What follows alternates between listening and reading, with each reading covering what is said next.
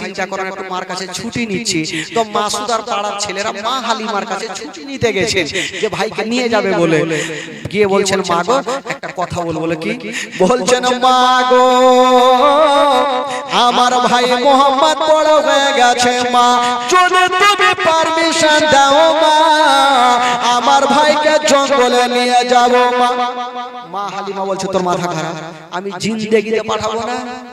কবি লিখেছেন বাবা তোর মোস্তফাকে দে না মা গো সঙ্গে নিয়ে যায়। জোরে বলুন, আরো জোরে বলুন। আচ্ছা যে ফাঁকা জায়গাগুলো হয়েছে ভাই এসে ভরে ধরতো, এই পিছনে যারা বসে আছে চলো চলো ভাই আগে আসো, আগে আসো, আসো ভাই আসো, এই জায়গাটা ভালো। ও ভাই মাফলার আসো আসো, ভরো ভাই ভরো ভরো। কবি লিখেছেন তোর মোস্তফাকে দে না মা গো সঙ্গে নিয়ে যায়, তোর মোস্তফাকে দে না মা গো সঙ্গে নিয়ে যায়। আমাদের সাথে বেশি চরণে ময়দানে ভয় নাই, তোর মোস্তফাকে দে না মা গো সঙ্গে নিয়ে যায়। তো মা হালিমা বলছে তোদের মাথা খারাপ, এটা আমার বেটা নয়, এটা হলো আমেনার সন্তান। এই সন্তানকে তোমরা নিয়ে যাবে, যদি জঙ্গলে কিছু হয়ে যায় আমি আমেনাকে মুখ দেখাতে পারবো না। না বেটা আমি ভুল করে ওই জঙ্গলে পাঠাবো না। তো মা হালিমা পাঠাবে না, আর বাচ্চা ছেলেগুলা জিদ খানা ছাড়ে না। তো মা হালিমা মনে মনে ভাবছে ঠিক আছে তোরা নিয়ে যাবি।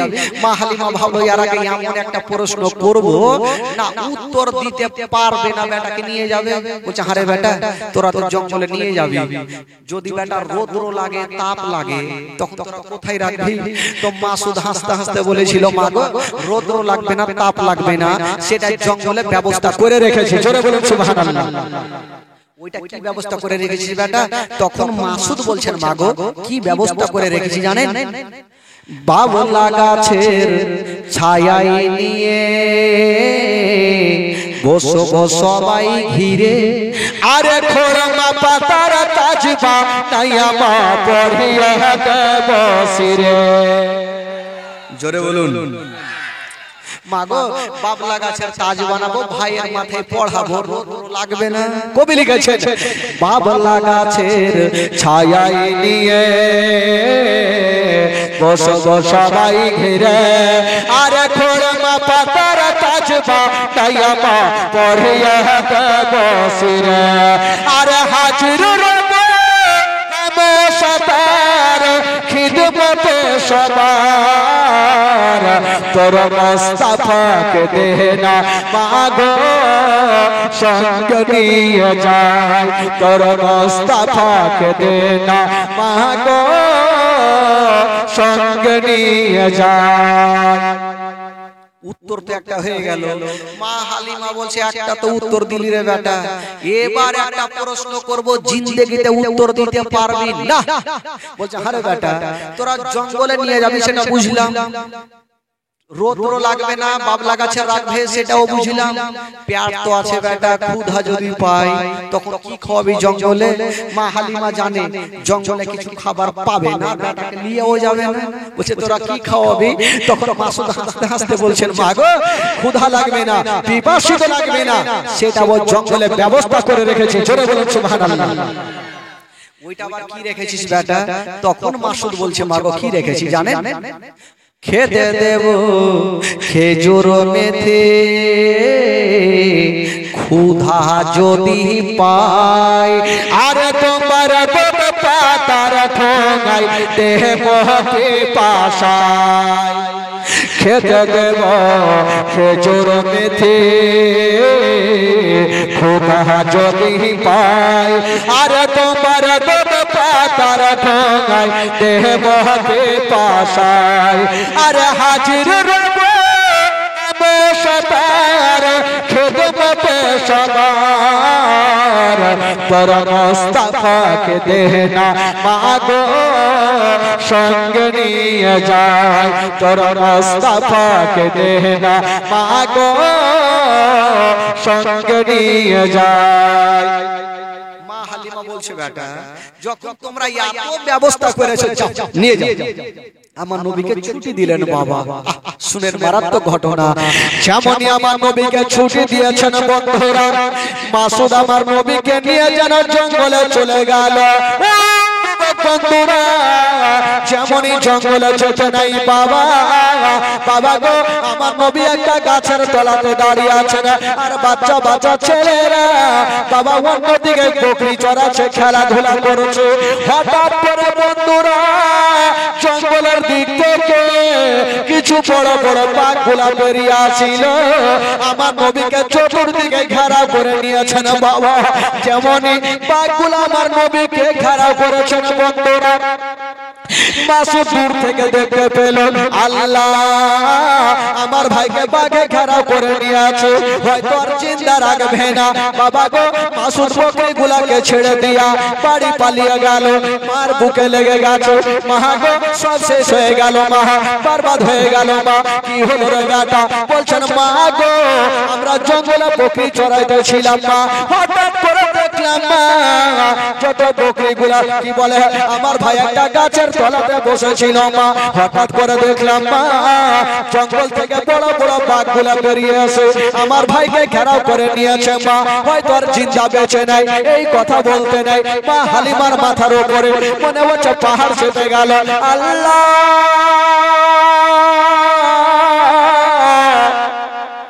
ওটা আমার সন্তান নাই, ওটা হলো আমেনার সন্তান। ওই সন্তানটা যদি কিছু হয়ে যায় আমি আমেনাকে মুখ দেখাতে পারবো না।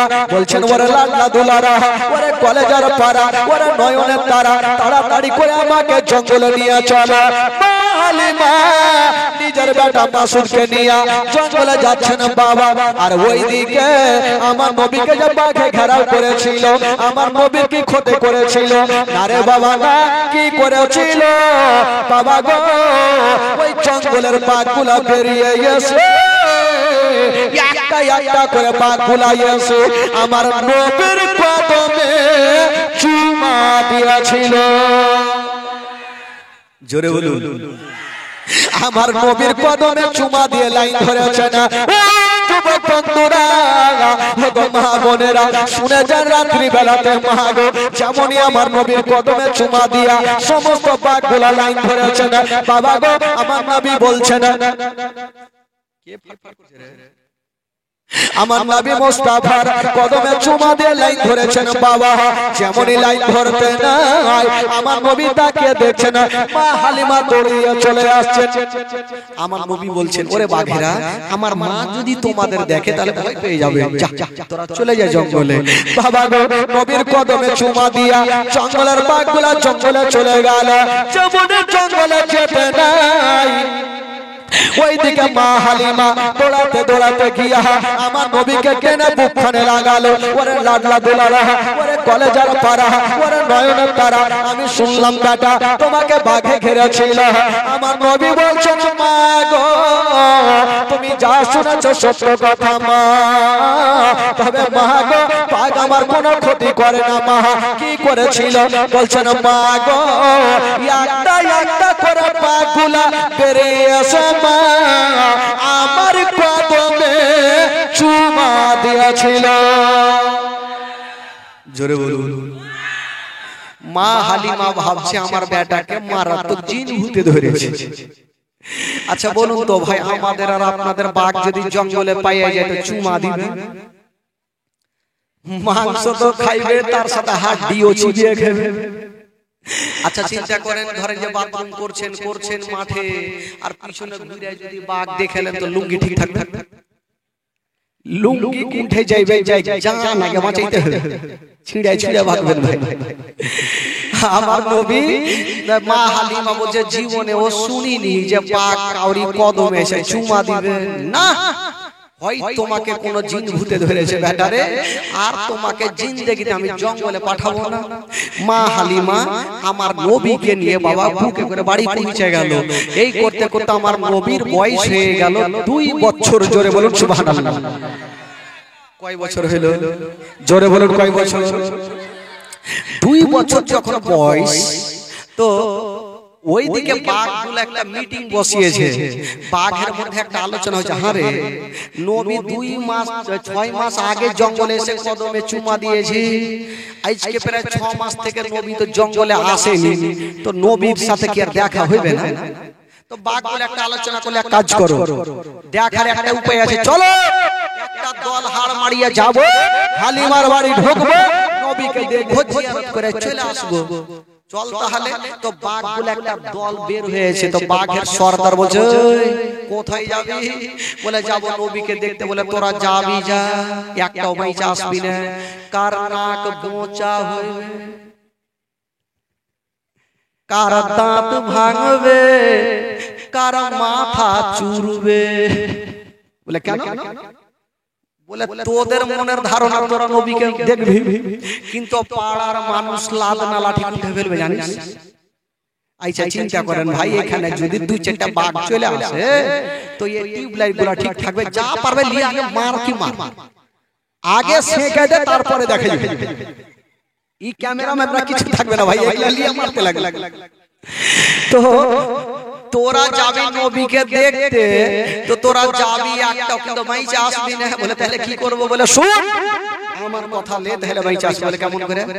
বলে তোরা যাবি যা, কালকে তোরা মাইচা আসবি না, তবে দেখা করার একটা উপায়। বলে কি উপায়? বলে কালকে যখন মা হালিমার বেটা বেটি বকরি নিয়ে যখন জঙ্গলে আসবে, তো তোরা সমস্ত বকরি গুলাকে ধরে নিবি। আর যখন বকরি ধরবি, তো সাধারণ লোক বকরি ছুটাতে আসবে না, যদি আসে তবে শেষ জামানার নবী আসবে। জোরে বলুন সুবহানাল্লাহ, আরো জোরে। আর নবী আসলে তোরা অন্তর ঘরে নবীকে দেখে নিবি। তো বাঘের সর্দারকে এমনি বানা যায়, সর্দার দেখে শুনেই বানা যায়। একটা লোক জীবনে নামাজ পড়েনি ভাই, জীবনেও শুক্রবার পর্যন্ত পড়েনি। একটা সর্দার ওকে ডাইকে বলছে, শুন তুই 40 দিন নামাজ পড়ো, 10,000 টাকা দিব। তো ওই লোকটা বললো যে 40 দিনে 10,000 পাবো, তো পড়বো না কেন? 40 দিন পড়ে চলে এসো, সর্দারকে বলছে টাকা দেন। তো সর্দার বলছে কিসের টাকা? আপনি ভুলে গেছেন, চায়ের দোকানে বলেছে 40 দিন নামাজ পড়লে 10,000 টাকা দিবে। তো সর্দার বলছে ভাই এমনি বলেছি যাতে তোমার 40 দিন নামাজ পড়লে অভ্যাসটা লেগে যাবে, টাকা দেওয়ার জন্য বলিনি। তো চট করে লোকটা বলছে আমি জানতাম 40 দিন নামাজ পড়লে আপনি টাকা দেবেন না, ঠকবেন, যান আপনাকে একটা মারাত্মক জিনিস ঠকে গেছে। এর সর্দার মাথা চুলকাছে, কি ঠকলে? বলে কি ঠকে গেছো? বলে সর্দার সাহেব আমি 40 দিন নামাজ পড়েছি, একদিনও ওযু করিনি। আচ্ছা বলুন তো বিনা ওযুতে নামাজ হবে? বিনা ওযুতে নামাজ হবে? আর নামাজের মধ্যে কথা বলে নামাজ হবে? 3টা লোক নদীর ধারে নামাজ পড়ছে, হঠাৎ করে নদীতে এই বড় মাছ উঠেছে।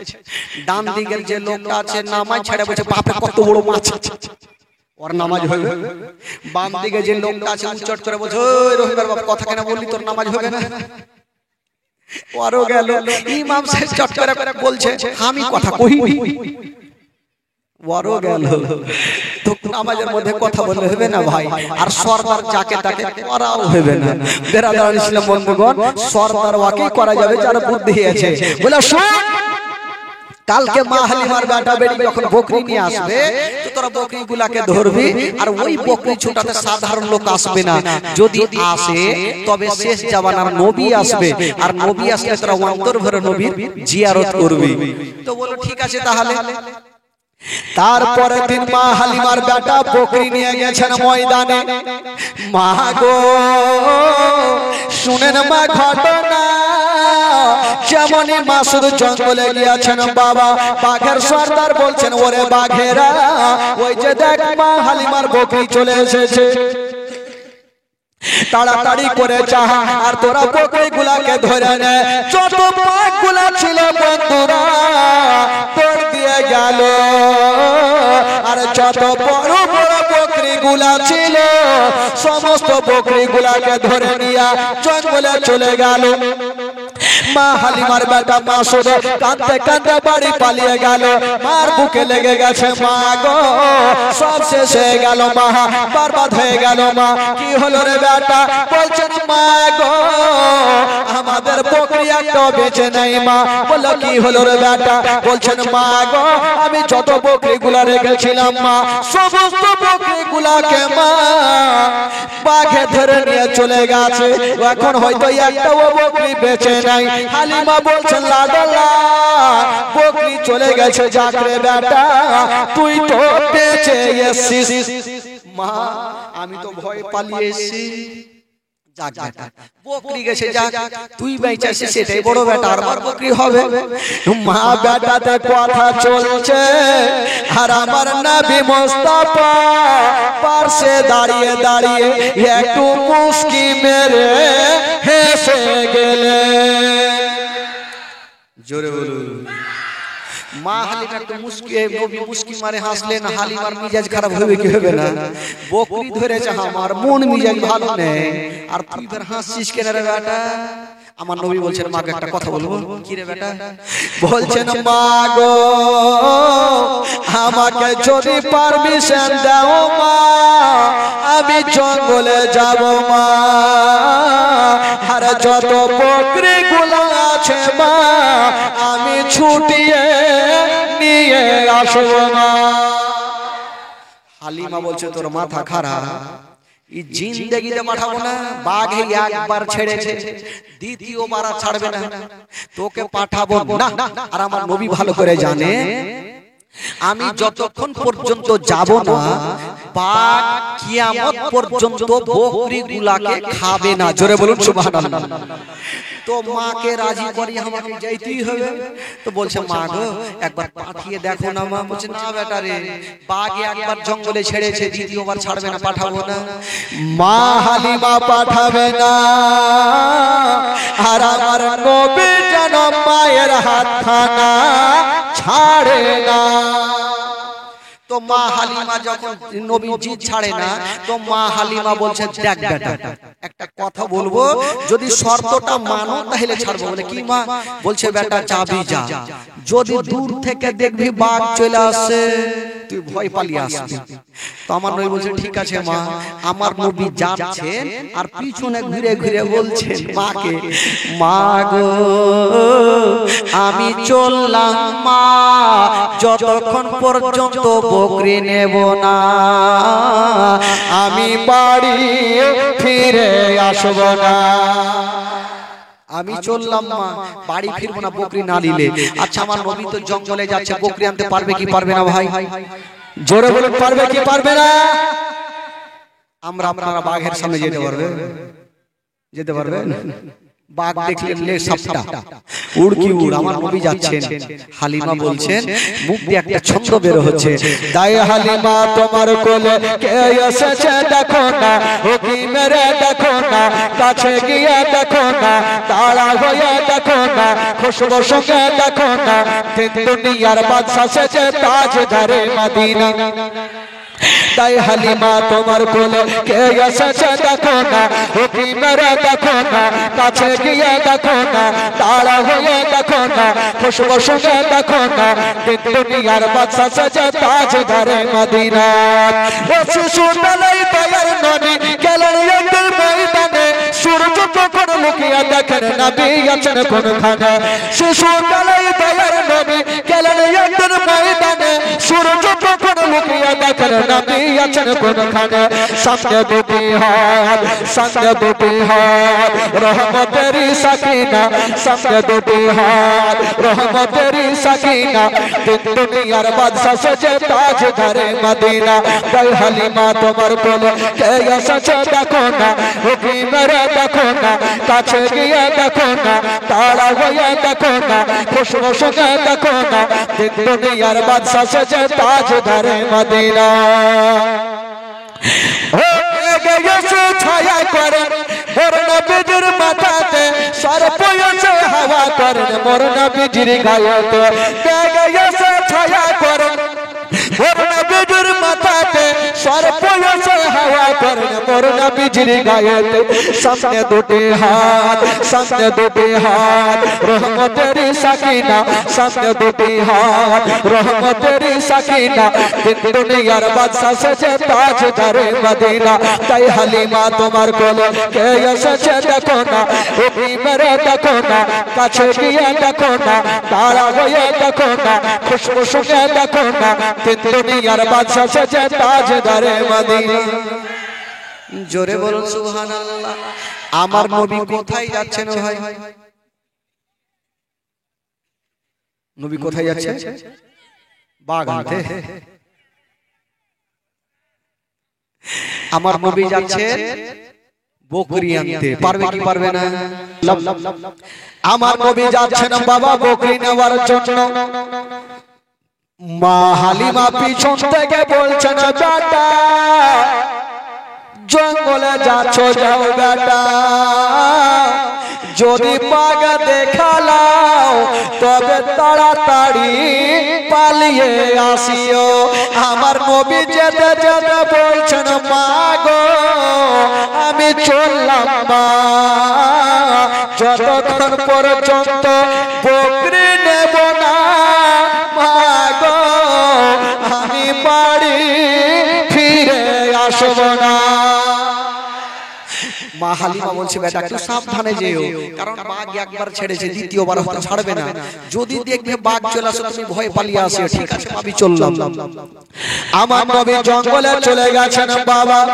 যেমনই জঙ্গলে যেতে নাই ওইদিকে বাঘের সর্দার বলতে লাগলো ওরে বাঘেরা ওই যে দেখ নবী চলে আসিল, মামিনার কলেজার টুকরা চলে আসিল, আব্দুল্লাহর নয়নতারা চলে আসিল, আব্দুল মুত্তালিবের পোতা চলে আসিল, আবু তালিবের ভাতিজা চলে আসিল।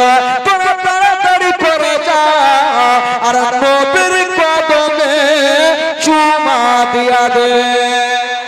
ওই জঙ্গলের বাঘগুলা বাবা গো দৌড়িয়ে গেল, আর যেমনই যেতে নাই বন্ধুরা দৌড় দিয়া গিয়া আমার নবীর কদমে চুমা দিয়া দিল। প্রত্যেকটা বাঘ আমার নবীর কদমে চুমা দিয়ে লাইন ধরেছে। আমার নবী বলছেন ওরে বাঘেরা আমার কদমে চুমা দিলে বুঝিলাম, কিন্তু আমার মায়ের বকরি গুলা কোথায় আছে বলো? বাঘগুলা বলছে নবী গো আপনার মায়ের বকরি গুলার এখন রূপ পর্যন্ত ক্ষতি করি না, আমরা সারা রাত ধরে পাহারা দিয়েছি। আমার নবী বলল নিয়ে আসো। বাবা গো বাঘগুলা গেল, আর যত বকরি গুলা ছিল সমস্ত বকরি গুলাকে নিয়ে মা হালিমার সামনে কি বলে আমার নবীর সামনে হাজির করে দিল। বাঘগুলা বলছে নবী গো বেয়াদব ক্ষমা করবেন, আমাদের খাবার ইচ্ছা ছিল না, আমাদের ইচ্ছা ছিল আপনার সঙ্গে দেখা করা। আমাদের খাওয়ার ইচ্ছা ছিল না, শুধু আপনার সঙ্গে দেখা করার ইচ্ছা না বিগো, তাই তো বকরিগুলা ধরেছিলাম। বাঘগুলা চুমা দিয়ে জঙ্গলে গেল, আর আমার নবী বকরিগুলাকে নিয়ে মা হালিমার সামনে হাজির হয়ে গেল। জোরে বলুন। মা হালিমা মাথায় হাত দিয়েছে, কি আমার বেটাকে তো মারাত্মক জিন ভূতে ধরেছে, না হইলে ওকে ছাড়লো বুঝলাম, বাঘগুলা বকরি পর্যন্ত ছেড়ে দিল না। এই বেটাকে জানি না কখন কি হবে বলা মুশকিল আছে, আর আমি রাখবো না, আমার এই বেটাকে আমেনাকে জমা দিয়ে দেব। তখন আমার নবীর বয়স হলো 2 বছর। জোরে বলুন সুবহানাল্লাহ। কয় বছর হলো? এবার মা হালিমা আমার নবীকে নিয়ে বাবাকে মক্কা নগর পৌঁছে গেল। এখানে অনেক ঘটনা আছে, এই ঘটনা যদি বলতে যাই তাহলে আর আগাইতে পারবো না ভাই, একটু শর্টকাটে নিয়ে যাই, না হলে আগিয়ে পৌঁছাতে পারবো না। এবার নবীকে নিয়ে মা আমেনার কাছে পৌঁছে দিল। মা আমেনা আমার নবীকে পেয়েছেন 2 বছর পরে, আদর যত্ন করে বুকে লাগিয়েছেন। হাজার হলো হালিমা 2 বছর ধরে আমার নবীকে দুগ্ধ পান করিয়েছেন, আদর যত্ন করেছেন, ময়া মমতা হয়ে গেছেন। তো হালিমার চোখ দিয়ে পানি, আমার নবীকে ছেড়ে যেতে দিল চাইছে না। আমার নবী বলছেন মা গো তুমি কাঁদিও না মা, তুমি তুমি বাড়ি যাও মা, তবে একটা কথা শুনে যাও মা, যদি কোনোদিন বিপদে পড়ে যাও মা, আমার নাম খানা স্মরণ করিও মা, তোমার সমস্ত বিপদ দূরে সরে যাবে মা। যাও মা। মা হালিমা সেখান থেকে যাচ্ছেন। তো ওই যে জানাবে আব্দুল মুত্তালিব নবীর দাদু যান, 2 বছর আমার নবীকে রেখেছেন, তো কিছু সামান পত্র নিয়ে হালিমার সামনে এসে লাইন লাগিয়েছেন, বেটি তোমার যা খুশি এখান থেকে তুমি নিয়ে যাও, তুমি বেতনের চিন্তা করছিলে না, যা তোমার ইচ্ছা নিয়ে যাও। মা হালিমা বলছেন, আব্বা গো আমার দরকার নেই, আমি যা পেয়েছি অনেক পেয়েছি।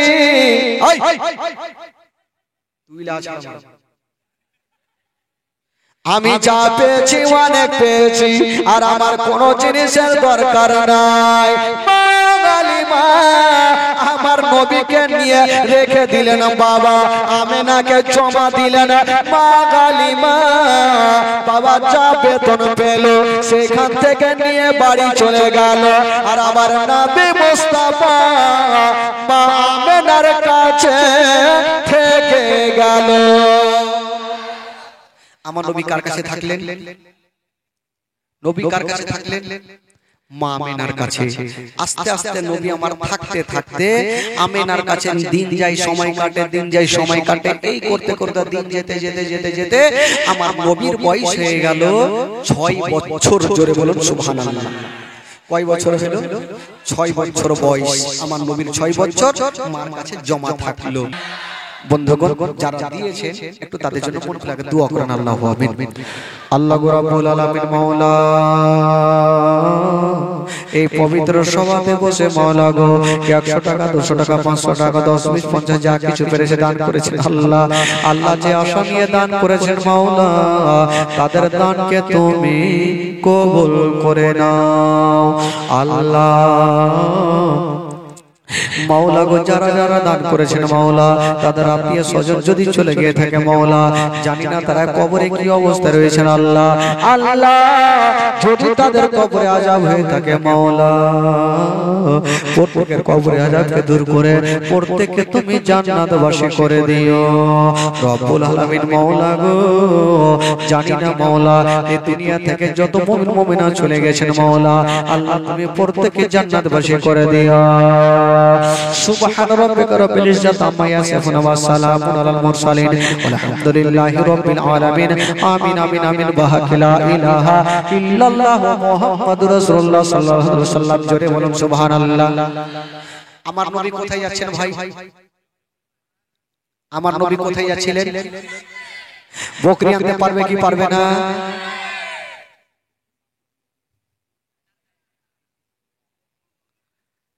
বাপরে 786 টাকা একটা গজল শোনার লেগে গেছে আমার জন্য। গজলটা শুনবে বিশ্বনাথের বেটি। আরে বাপরে, তাহলে হয়েই যে একটা হেলে নাকি? একবার জোরে বলুন সুবহানাল্লাহ। পার হয়ে গেছে, যাকে 2.5 ঘন্টা পার হয়ে গেল, আবার আর 3 রাতে থাকতে হবে। হায়াত বাকি, মুলাকাত বাকি। জীবনীটা রাখলাম কোথায় থেকে?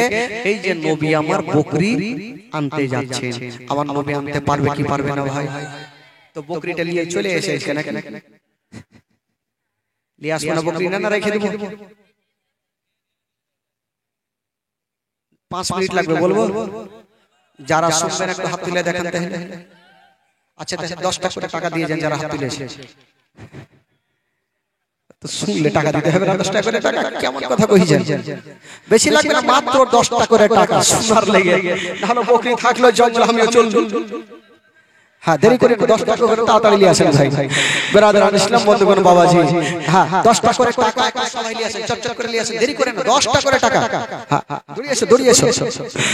হ্যাঁ টাকা, হ্যাঁ একজনা উঠাও, একজনা উঠাও। আর 5 জনা দিয়েছে, এরা 5 জনা একবারে 50 টাকা দিয়ে দিয়েছে। 5 জনা দিয়েছে 50 টাকা। একটু চটচট উঠিয়ে নিয়ে এসো, উঠিয়ে নিয়ে এসো। দেরি করো না ভাই, শুভ কাজে কখনো দেরি করতে নেই। ছাটাছাট কাজ করেন তাহলে কাম তাড়াতাড়ি হয় ভাই। 10 টাকা করে টাকা তাড়াতাড়ি নিয়ে আসেন, না হলে বকরি থেকে যাবে, আমি চলে যাব। কালকে ফের বকরি আনা লেগে ফের 10 মিনিট পার হয়ে যাবে। তোমরা বকরি চড়াওনি বাদ করবে। ওই দিক থেকে আসবে না 10টা করে টাকা নিয়ে এসো ভাই নিয়ে এসো দেরি করো না 10টা করে টাকা তাড়াতাড়ি নিয়ে আসো হ্যাঁ হ্যাঁ হ্যাঁ আইতে চলে আসছে নিয়ে এসো নিয়ে এসো এটা লকটা বাকির কোনো কারবার নেই কত টাকা শেষ মেলাটি চলে এসেছে বকরি আনতে 40 টাকা দেবে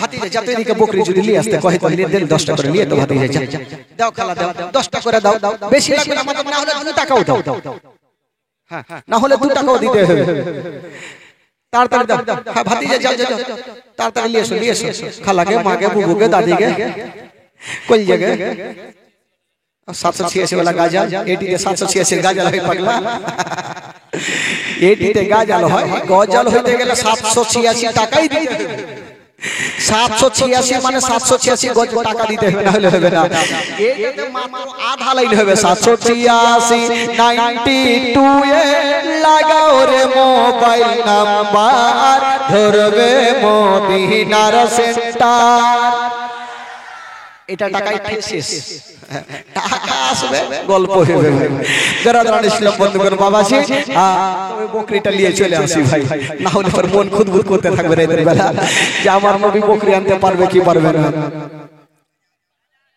ওই উঠিস কেন তোরা রে বাপরে ভয় বসে গেছে যে ব্যাপার খারাপ আছে হ্যাঁ টাকা তো আসবে টাকাটি আসুক না পাগলা গাজা তো 3 দিন আছে আর ছিঁড়ে চলে যাব পুরা জীবনী কেউ কহে না জীবনী একটা কহ খালি গাজা তাহলে ইয়ার পরের বছর আর জীবনী কহিতে হবে না খালি কহিতে হবে 5 দিন খালি গাজালি কহিতে হবে তাহলে ঘটনা কহব না শুরু করব গাজা তাহলে কাজ হবে যারা যারা ইসলাম বন্ধুগণ বাবাজি আমার ভাইরা তবে দেখেন আমার নবী যাচ্ছেন ময়দানে এ ভাতিজা টাকা দিয়েছে হয়ে যায় আচ্ছা 200 এর উপরে আছে 200 টাকা দিয়েছে গাজাল শোনা লাগে টাকা তো খুবই আছে সুবহানাল্লাহ